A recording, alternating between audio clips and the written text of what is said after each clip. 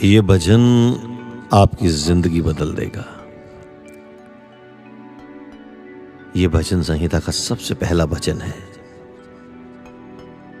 और ये कहता है कि क्या ही धन्य है वो पुरुष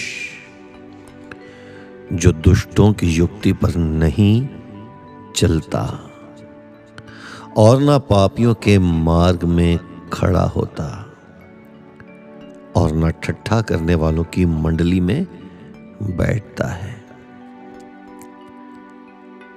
यहां पर परमेश्वर ने बताया कि धन्य कौन है। आपने सोचा होगा धन्य वो है जो धनी होता है।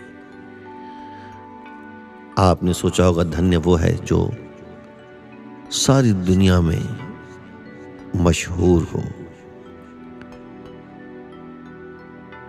आप सोचते होंगे धन्य वो है जो सबसे इंटेलिजेंट, सबसे समझदार हो, जिसके पास सबसे ज्यादा ज्ञान हो सकता है आपने सोचा हो कि धन्य वो है जिसके पास ताकत है, जिसके आगे पीछे नौकर चाकर हैं, जो बहुत बड़े ओहदे पर बैठता है और उस पदवी पर बैठकर वो सबके ऊपर राज करता है।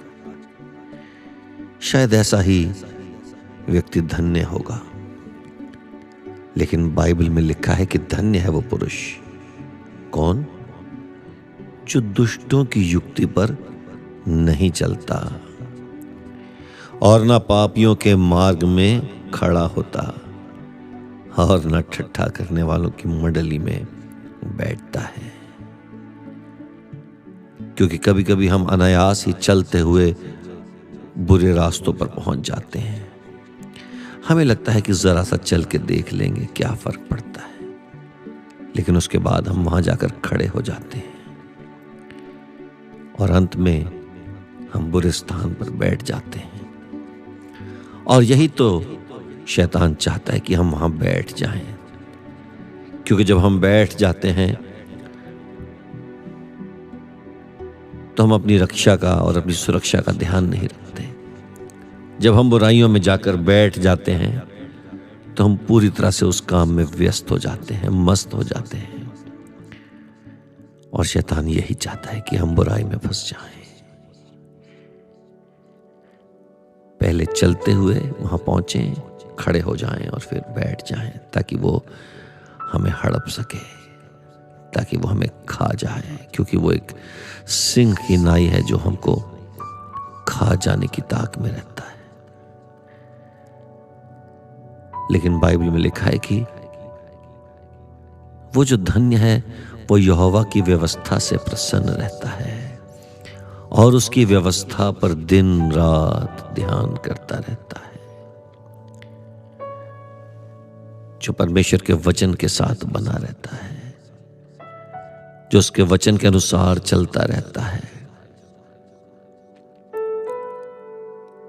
वो उस वृक्ष के समान है जो बहती नालियों के किनारे लगाया गया है और अपनी ऋतु में फलता है, जिसके पत्ते कभी मुरझाते नहीं। इसलिए जो कुछ वो पुरुष करे वो सफल होगा।